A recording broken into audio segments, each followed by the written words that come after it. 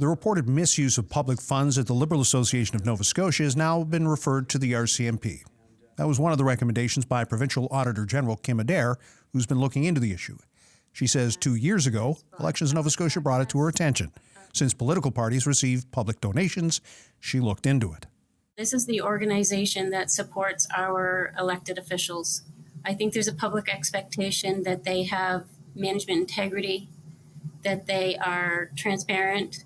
I am very concerned with how they did not cooperate with the request from my office for information. We explain how we made numerous requests for information and they did not provide it for quite some time.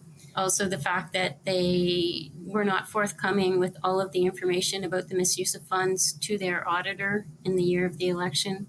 Zack Churchill says as current Liberal leader, he accepts the auditor's report and recommendations.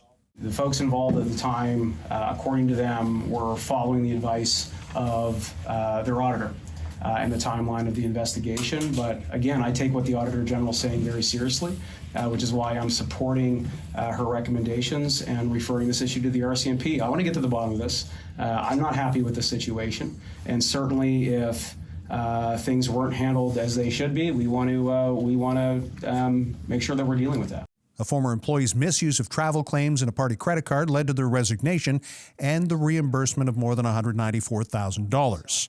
Auditor Adair says a settlement agreement was used to keep it from becoming public, something that troubled her.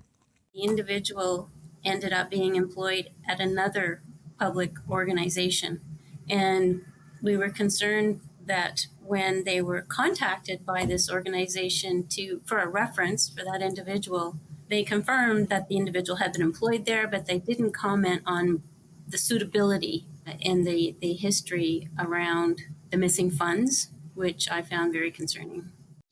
I'm Sheldon McLeod for SaltWire. I know based on what